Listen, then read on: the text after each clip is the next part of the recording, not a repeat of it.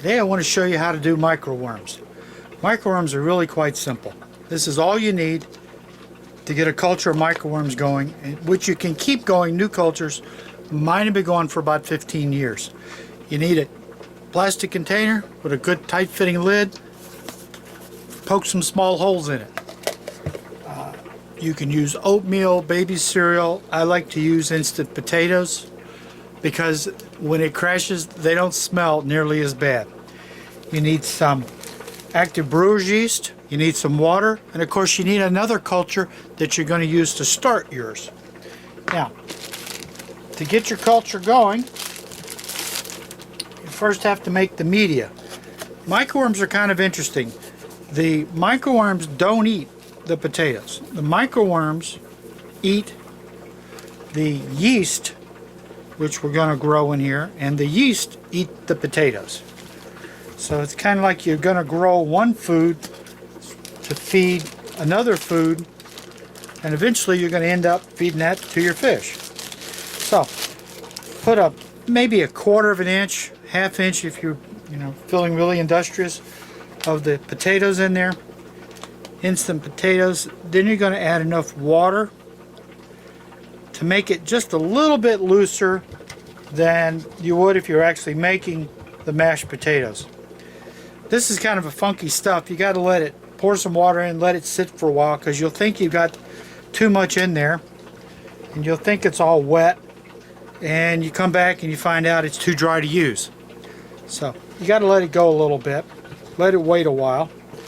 Then when you get the potatoes made up, you're going to add, and I've been working off this bag for several years and it's spilled and whatever, and I'm just going to sprinkle some yeast in here. Not a lot. If the yeast get going too much, then they bubble up and your mashed potatoes start to turn into sour mash or something, I guess. I don't know, but it'll be pretty messy. Now once you've got your potatoes going and you've got some of the yeast in there, it's time to add from an existing microworm culture. Now this is a nice microworm culture. You can see plenty of stuff along the sides. All you do is just wipe the sides with your finger into water, and that's the easiest way to then feed to your fish. Now as you look at this, this is the instant potato soup with the yeast. The microworms are all on the top, so you want to just skim some of the top like that.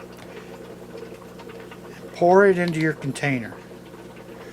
I'm going to take from a couple different places.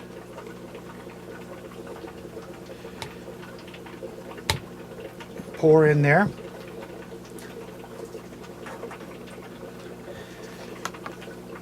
That finishes up what I need there. And amazingly enough, there's what it looks like at this point. We're done. Put your top on, and 3-4 days to a week you'll have microworms crawling all up to the sides, and you swish them out with your fingers and you're ready to go. Now what happens when this culture gets to be 2, 3, 4 weeks old? So I'm going to sit this over here. I'm going to show you one that's, it hasn't crashed, but it's getting real close. As you look at it, it starts to get real dark, and it starts to get real soupy, and it'll get darker and soupier. And when you start getting maybe an 1/8 inch of a dark liquid just floating on the top, that is well past the time that you do not want to open this container anymore. Just throw the whole thing away. At this point you can take this outside and clean it out, or pour it down the sink and clean it out and reuse the container. It doesn't have any smell yet, but within another 3 or 4 days this one's going to be pretty nasty. Where you want to be using them is where they're like this, where it's just big handfuls of worms ready to be used right off the side.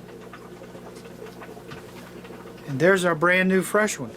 So that's all there is to raising microworms. Thank you for watching.